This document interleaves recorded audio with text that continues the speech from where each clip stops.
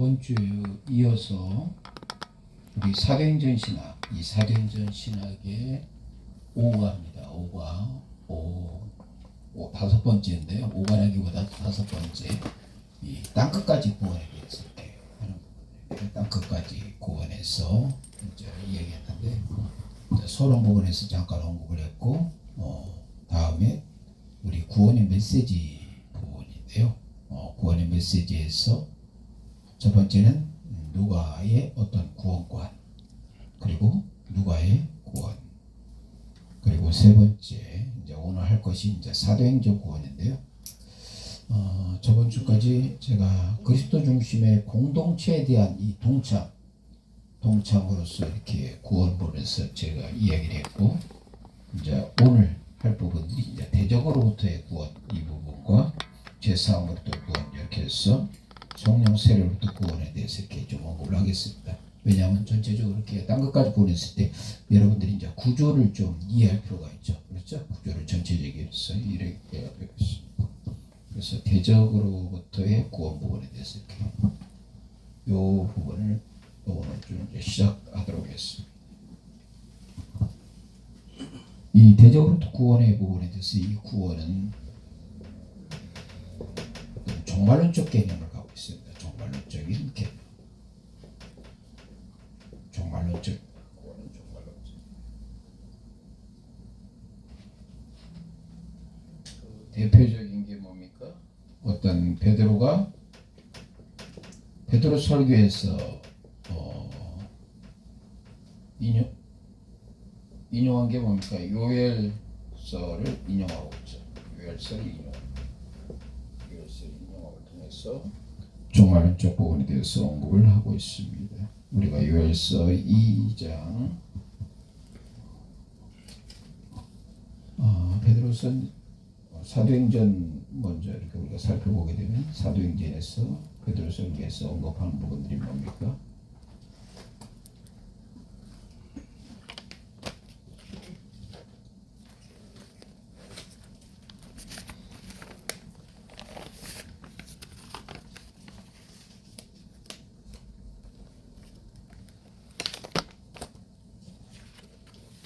유엘서 2장 유엘서 2장 28절부터 한번 보실래요? 유엘서 2장 28절.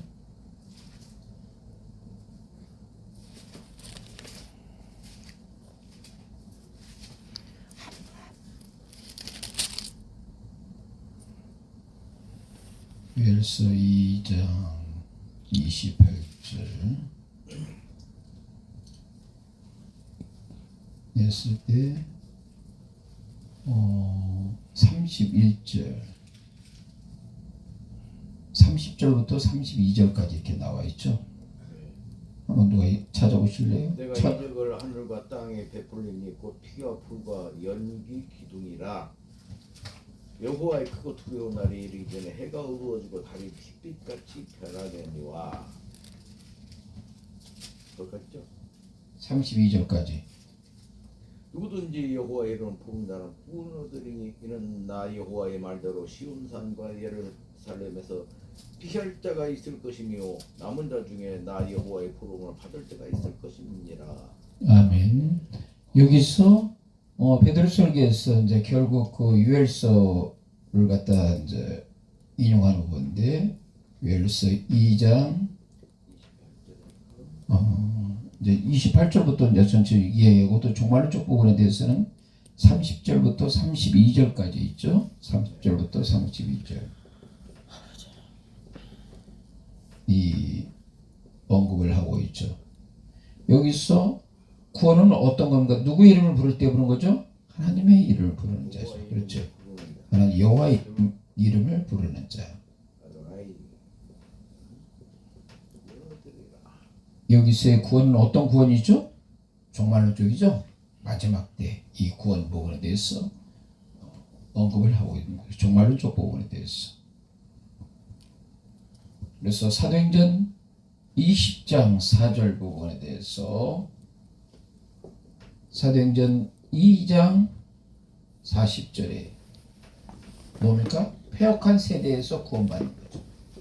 패역한 세대에서 구원받는 겁니다. 배역한 세대에서 이렇게 구원받는 것들이 나오죠. 배역한 세대에서. 근데 이 패역한 세대에서의 구원에 대했을 때 어떻게 푸는 겁니까? 바로 출애굽의 모형을 따는 거죠. 출애굽의 모형.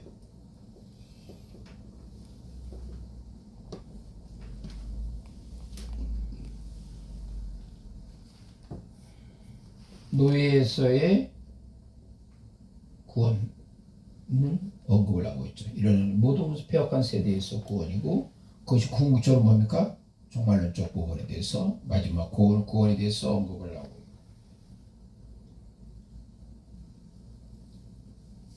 또 이 구원 부분에 대해서 우리가 사도행전에서 살펴볼 것은 뭐가 있습니까? 구원에 대해서 얘기했을 때는 어떤 적의 위협에 대해서도 언급이 있고, 적의 위협으로부터의 구원도 있겠죠. 여기 위협으로부터 구원, 그리고 어떻습니까? 바다의 광풍으로서부터 구원. 유라굴로 강풍이죠.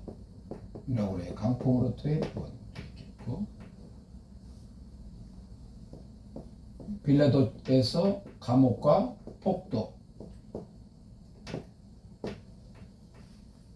사도 바울이 3차 선교여행에 있을 때 어떤 폭도의 위협으로부터의 구원 부분들이 사도행전에서 이렇게 언급이 되고 있습니다.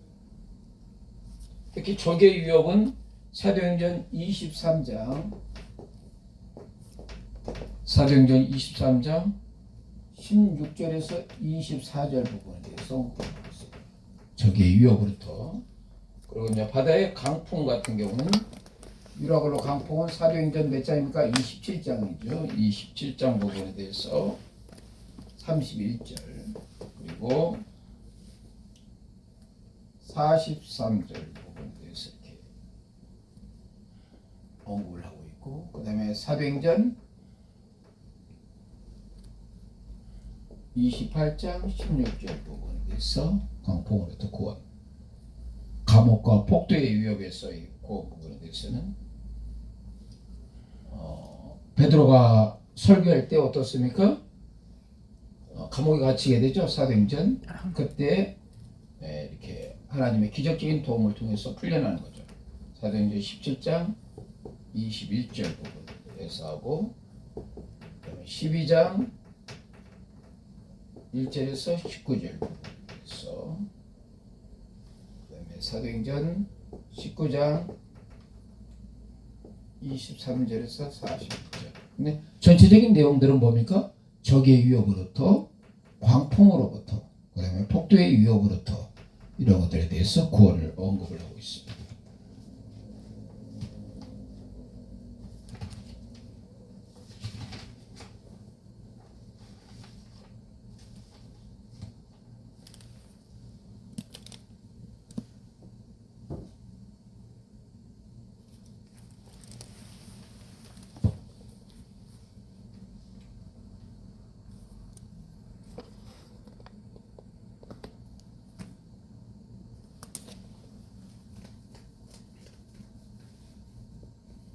그리고 이제 세 번째, 이제 대적의 위협에 대해서 이제 제가 말씀드렸고, 대적은 어떤 의미를 갖고 있다고 했죠? 아까 얘기한 것처럼 종말론적 부분에서 마지막 부분에 대해서 그런 것을 갖고 있고, 그리고 그 전체적인 위협에서 적의 위협, 바다의 광풍, 그리고 어떤 감옥과 폭도의 위협에서 이렇게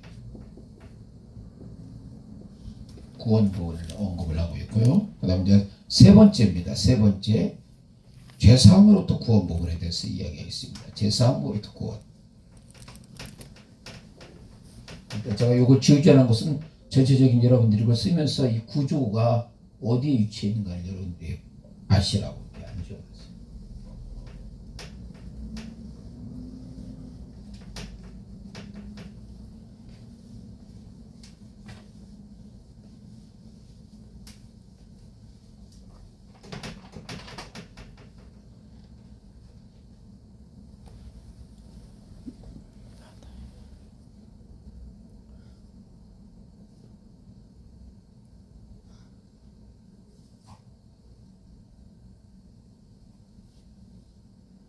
특히 이제 우리가 누가복음에 대해서 보면 누가복음 4장 18절부터 19절. 누가 한번 찾아보시죠. 예수님의 사역 가운데서 나타난 부분인데 누가복음 4장 18절에서 19절. 주의 성령이 내게 임하셨으니 이는 가난한 자에게 복음을 전하게 하시려고 내게 기름을 부으시고 나를 보내사 포로된 자에게 자유를 눈먼 자에게 다시 보게 함을 전파하며 눌린 자를 자유롭게 하고 주의 은혜의 해를 전파하게 하려 하심이라 하였더라. 아멘. 아멘. 그래서 어떠한 자유, 진정한 4장 18절에서 19절에 보니까 뭡니까? 이것도 결국 이사야서를 인용한 거죠. 이사야서를 인용한 부분에 대해서 주의 성령이 임했을 때 진정한 자유를 주는 부분이죠. 그래서 이제 자유의 어떤 핵심 뭡니까? 이것이 이제 이사야서를 인용한 부분들이 있는데 진정한 자유는 뭐죠? 바로 죄에서의 자유죠. 죄에서의 자유와 부분들이 가장 핵심이 되겠습니다. 죄에서. 특히 이제 죄사함에 관련된 부분들에 대해서 죄사함에 관련했을 때 사도행전 11장 4절 부분에 대해서 한번 들어보겠습니다. 사도행전 11장 4절.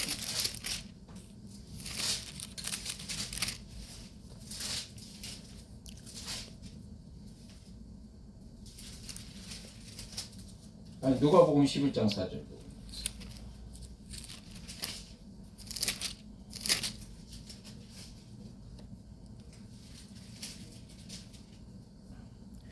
또한 저희가 손으로 너를 받들어 내 발이 돌에 부딪히지 않게 하시리라. 누가복음 11장 4절.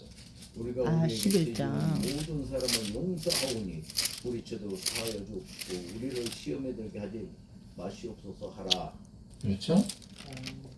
누가복음 11장 4절 부분에 대해서 바로 죄에 대해서 용서한 부분을 언급하고 있죠. 죄에 대해서 용서한 부분에 대해서 언급하고 있습니다. 특히 이제 이것이 누가복음에서 이제 이런 부분을 언급하고 있는데 누가는 이제 사도행전에서는 뭘로 언급을 하고 있냐면 바로 이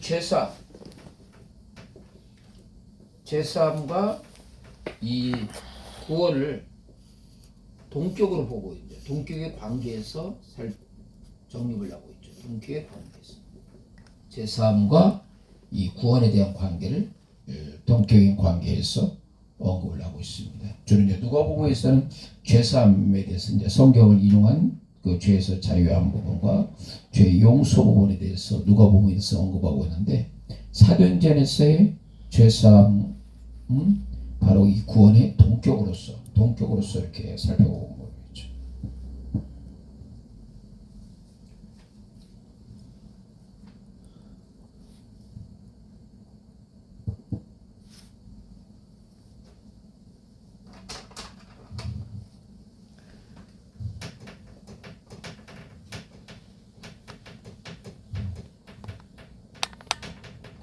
그래서 우리가 이제 이 땅 끝까지 해서 이 구원에 대한 이 관점 부분들을 갖다가 결국 뭐냐, 그 어떤 누가복음과 사도행전에 그 관련돼서 거기에서 그 적용된 그 성경 구절들 그것을 구원론적 관점에서 발췌해 가지고 이렇게 해석하고 적용하고 있다라는 것을 우리가 이제 살펴볼 수가 있습니다. 이제 마지막 네 번째 성령 세례로서의 구원 부분에 대해서 여기에 관련된 성경 구절이 어디에 있는가를 우리가 좀 살펴보도록 하겠습니다. 성경 구절 부분에 대해서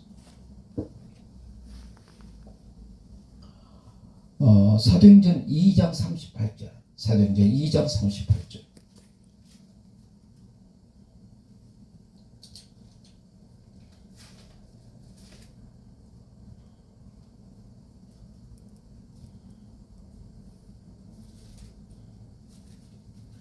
베드로가 가로되 너희가 회개하여 각각 예수 그리스도의 이름으로 세례를 받고 죄 사함을 얻으라.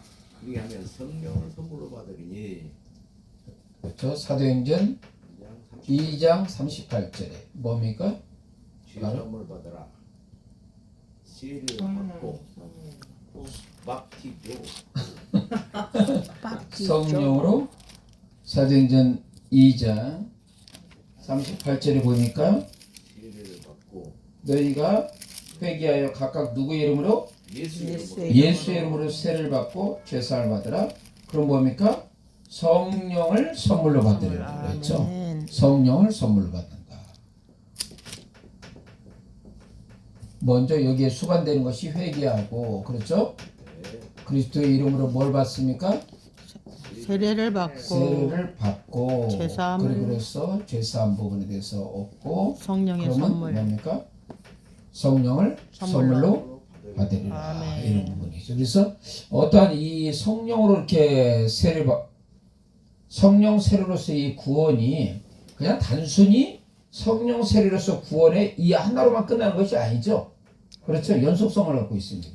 그러니까 우리가 이걸 살펴봐야 돼요. 이렇게 성령으로서 이렇게 구원을 언급했을 때 베드로가 그들을 위해서 먼저 수반되는 게 뭐죠? 회개죠. 그렇죠. 아멘. 예수 그리스도의 보니까 세례죠. 회개와 세례. 그럼 뭘 받습니까? 죄사함을 받고 그 다음에 성령을 선물로 받는다. 이게 네 가지 부분들을 우리가 이제 연속해서 살펴볼 수가 있죠. 그래서 이 성령 세례로서의 구원이 어떤 성령 세례에 하나만 국한하는 것이 아니라 회개와 예수의 이름으로 세례와 제사함과 성령 세례로서 이렇게 선물 받는 건데 이것을 모릅니까? 바로 구원 부분에 대해서 이렇게 접근하는 부분을 알 수가 있어요. 그러니까 우리가 그동안 이렇게 성경 구절을 그냥 지나쳤는데 이것을 네 단계로서 회개와 예수 그리스도의 이름으로 세례와 제사함과 성령의 선물을 받는 거나 이 네 가지 이렇게 프로세스 연속하는 부분이구나. 그것을 우리가 알 수가 있죠.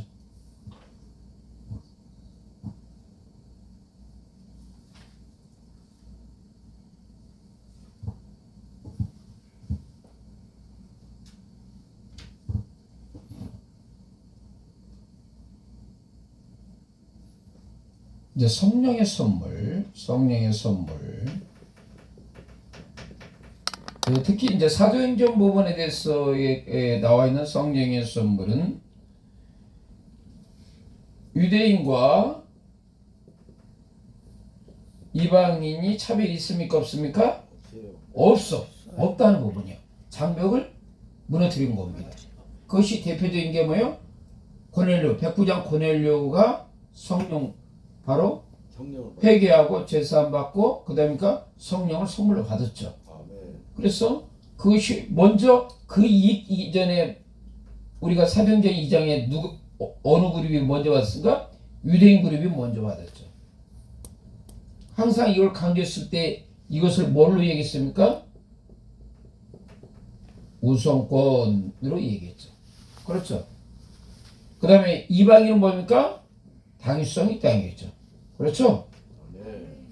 유대인들은 우선권 있어. 인정해? 안 해? 인정했어. 우리도 법원에 대해서 그 대상이 당위성을 갖고 있다 이거죠. 당위성. 그래서 유대인과 우선권과 이방인에 대한 이 당위성을 통해서 이것이 뭘로 지금 여기서 항상 그 누가는 강조하는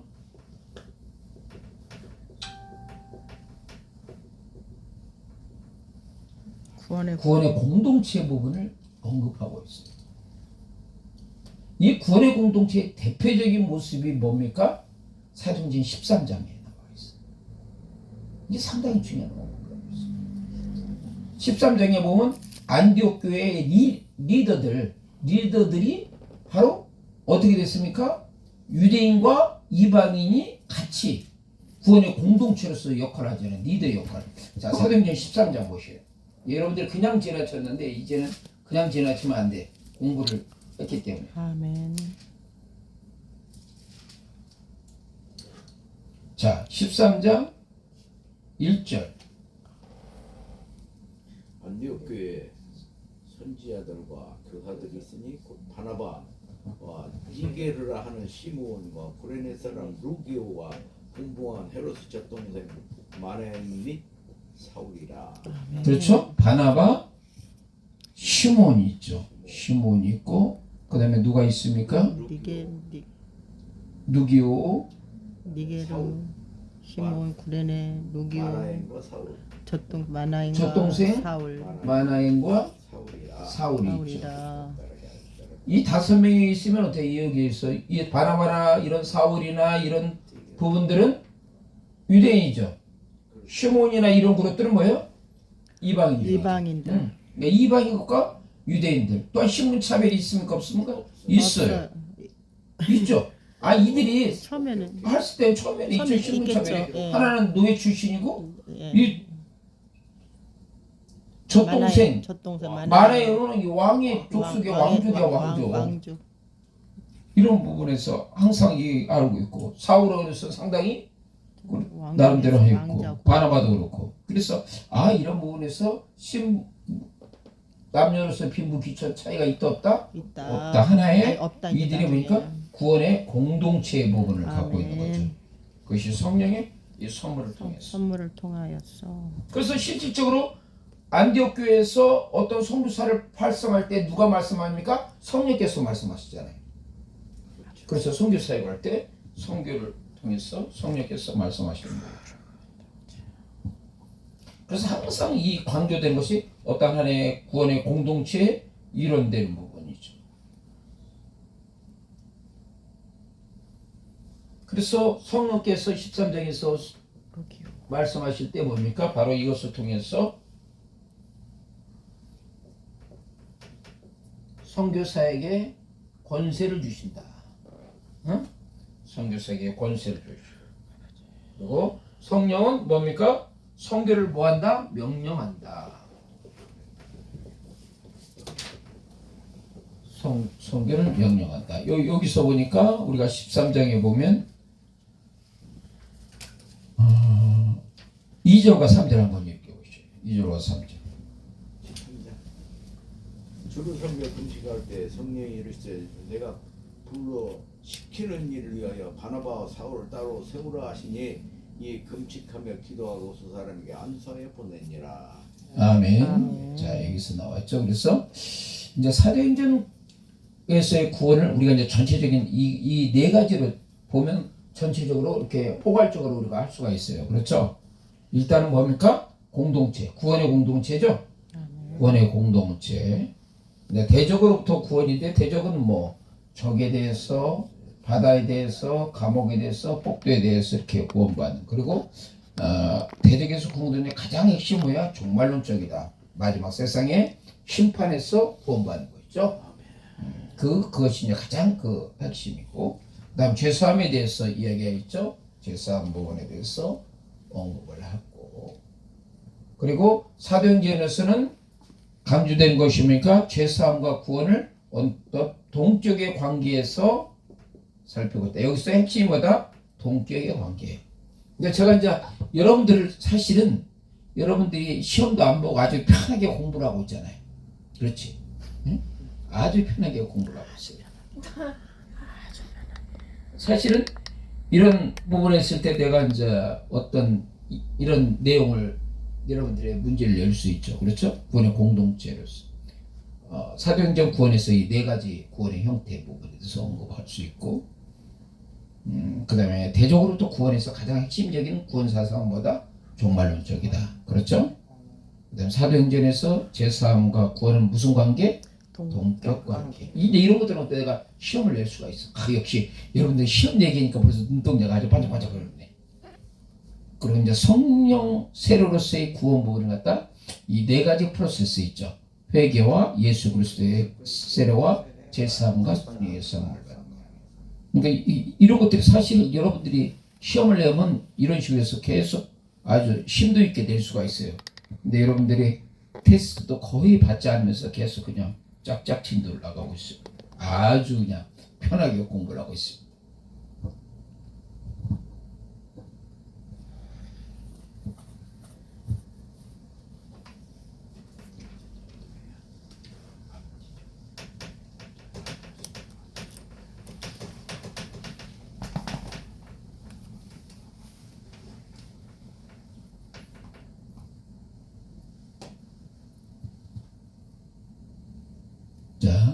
누가에서 이제 구원의 메시지 부분을 제가 이렇게 설명을 해드렸고요.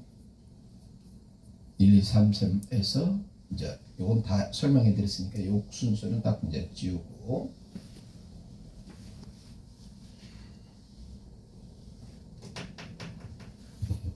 이제 세 번째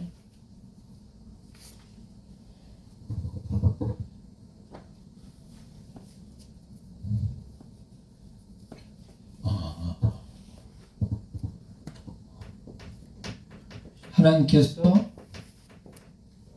보내신 구세주, 이제 구세주의 관점에서 이렇게 보면 전체적인 이제 땅 끝까지 구원해서 이제 여러분들이 구주를 알 수가 있죠. 첫 번째는 서론에 대해서 언급을 했고, 그 다음 뭡니까? 메시지에 대해서 얘기했죠. 그렇죠? 지금까지 한 건 뭐다? 메시지야, 메시지. 메시지에서 몇 가지를 얘기했죠? 네 가지 얘기했죠. 역시 아까 시험 얘기니까 딱네 가지를 알고 있거든. 그다음 이제 세 번째는 뭔가 구세주, 구세주 부분에 대해서 이제 우리가 살펴보도록 하겠습니다.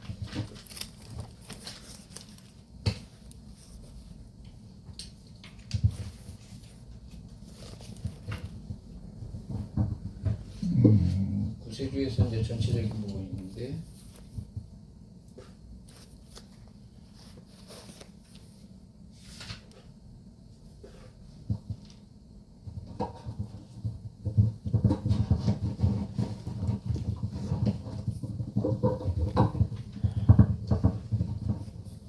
첫 번째는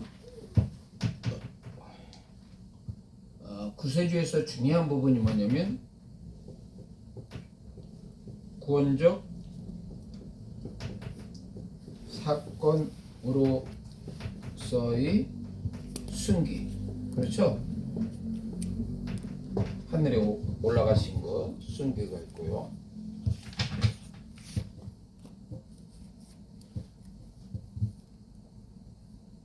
두 번에는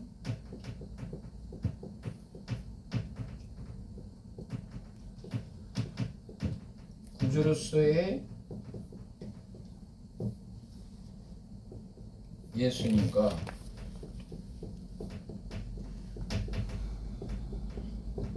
구주로서의 하나님,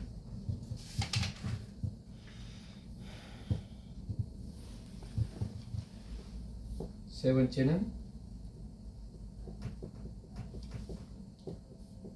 예수님의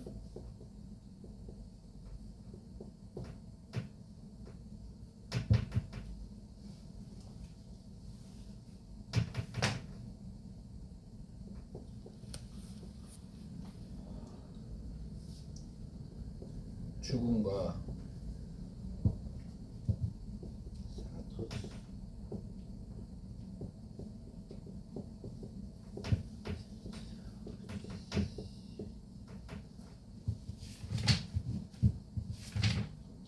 자, 사도행전 구원관 세 가지가 전체적으로서 있습니다. 그러니까 구원적 사건으로서의 예수님의 순교하심, 구원적 사건으로서의 예수님의 순교하심과 그 다음에 구주로서의 예수님과 구주로서 하나님, 구주로서 예수님과 구주로서의 하나님, 그리고 예수님의 죽으심과 사도행전의 이 구원관, 이렇게 해서 이제 언급이 되겠는데요.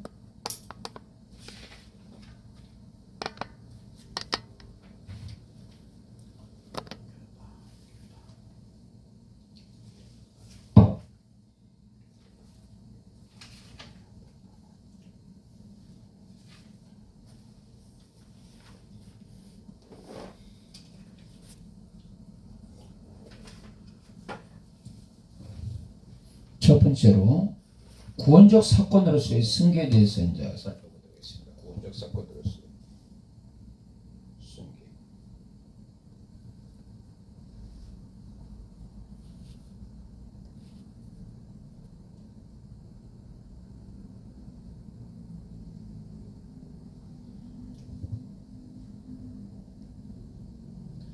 항상 여기서 이제 구원적 사건으로 승계에서 가장 중요한 것은 이제 유엘서입니다. 똑같이 유엘서였는데 유엘서 2장 28절에 뭡니까? 말세 성령 어르신 너희 자녀들은 뭐한다? 예언할 것이 예언할 거다. 장래일을 말할 것이고 그 다음에 늙은이는 꿈을 꾸며 늙은이는 꿈을 꾸고 꿈을 꾸고 젊은이는 이상을 볼 것이고 젊은이는 이상을 볼 것이고 이상을 볼 것이다 라는 부분들이죠. 그리고 말세 내가 남종과 뭡니까? 여종에게 지금 이것을 이야기하는 것은 뭡니까? 남종과 여종 신을 부어주신다. 신을 보여주신다라고.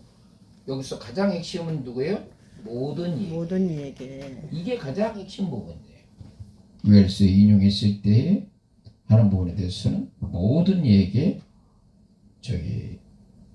성령을 부으신다. 그래서 이 모든 이 부분이 강조하는 것은 뭐냐? 구원의 종말론자 보편성. 아까 얘기한 것은 그것은 거고 여기서에서 보편성. 얘기하는 것은 이 보편성 부분이고 구원의 대상, 그러니까 대상이죠. 대상. 구원의 성격은 대상. 뭐야? 종말론적이고, 그러니까 아까 얘기했던 종말론적인 것은 구원의 뭐야? 성격이고 구원의 대상. 대상은 뭐야? 보편성. 모든 얘기했다. 아까 얘기 종말론적은 뭐야? 구원의 성격. 그 다음에 이것은 뭐야? 구원의 대상. 그러니까 우리가 이 성경, 이 신학 사도행전을 보게 되면 상당히 신학적으로 여러 관점에서 우리가 접근하는 부분들이 성경을 보는 해석의 틀을 이걸 통해서 우리가 사도행전 신학을 통해서 상당히 우리가 다양하게 이렇게 살펴볼 수가 있는 거죠. 그렇죠? 여러 각도에서 우리가 살펴볼 수가 있는 거죠.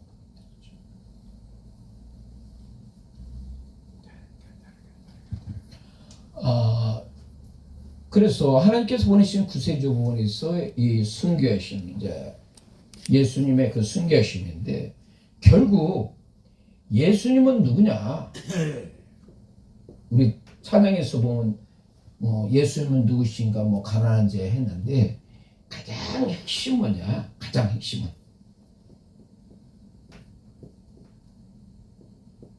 구원의 대행자시다. 이게 이제 가장 핵심이죠. 예수님은 구원의 대행자시다.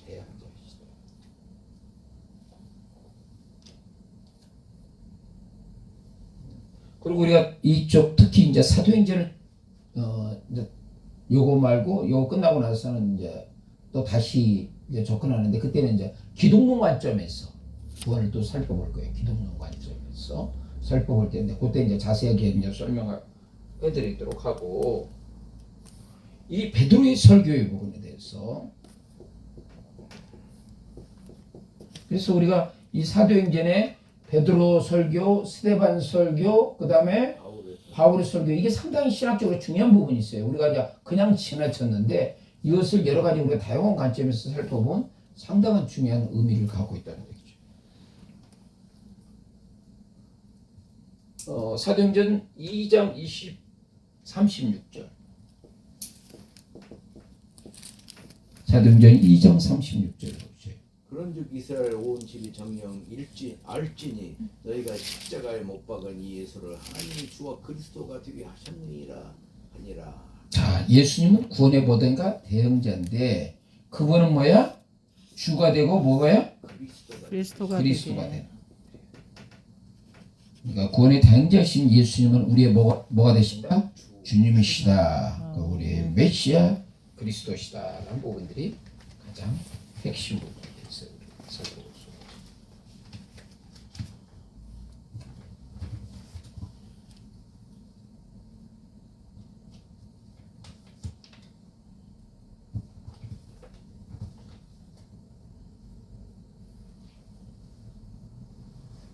그리고 우리가 사도행전 2장 29절에서 이제 35절 부분에 대해서 언급하고 있습니다. 2장 29절에서 35절. 근데 사도 베드로가 이렇게 예수 그리스도를 주와 그리스도로 할 때 역시 뭡니까? 구약 성경을 인용한 거죠. 구약을 인용한 부분입니다. 특히 여기서 이제 인용한 것은 어디에 인용했냐면 시편 16편과 그리고 뭡니까? 110편 이것을 인용을 했습니다. 먼저 2장 29절에서 사도행전 2장 29절에서 35절 이 부분만 우리가 오늘 여기까지만 하겠는데 2장 29절에서 35절 한번 해서 보고 있습니다. 사도행전 2장 29절에서 35절 형제들아 내가 조상 다윗에 대하여 담대히 말할 수 있노니 다윗이 죽어 장사되어 그 묘가 오늘까지 우리 중에 있도다.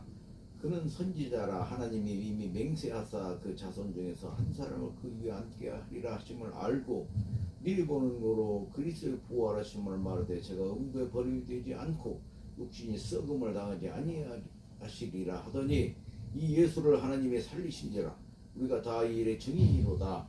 하나님이 오른손으로 예수를 높이심에 그가 약속하신 성령을 아버지께 받아서 너희 보고 듣는 이것을 부어주셨느니라. 다윗은 하늘로 올라가지 못하였으나 친히 말하여 가로되 주께서 내 주에게 말씀하시기를 내가 내 원수로 내 발등 삼게 하기까지 너는 내 우편에 앉으라 하셨도다 하였으니. 자 여기서 이제 중요한 부분들이 이제 언급을 하고 있는데요.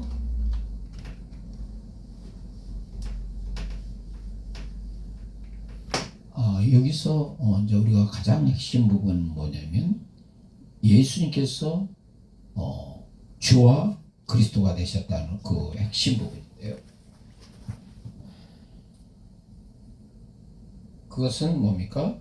예수 그리스도의 죽으심과 다시 살아나심. 여기서 끝나는 것이 아니라 예수님 뭡니까? 승기가 중요한 메시지를 갖고 있어요. 승기. 예수님의 승기하심을 통해서 누가 임하죠? 성령께서 임하신 거죠. 성령을 부어주심이 이게 가장 중요한 부분이에요. 예수님의 승기하심을 통해서 성령이 부어주심. 그것이 관련된 부분들이 요한복음 14장 16절 그 다음에 뭡니까? 14장 26절 그리고 15장 26절 보혜사 곧 아버지께서 내 이름으로 보내실 성령 그가 너에게 모든 것을 가르치고 내가는 거 생각하시잖아. 응? 아버지께서 내 이름으로 보내실 성령 보혜사 진리의 영이 오시면 진리의 영이라고 얘기했죠. 내가 아버지께 모든 것을 보하는 부분이겠어. 그것은 뭡니까? 예수님의 순교하심을 통해서 그게 이루어진 부분들이에요. 그렇죠. 이것이 성경에 대한 미래의 약속 부분이죠. 약속 부분. 근데 이 성령의 부어주심을 통해서 뭡니까? 이것이 구원을 가져오는 거예요. 이게 어마무시한 거예요.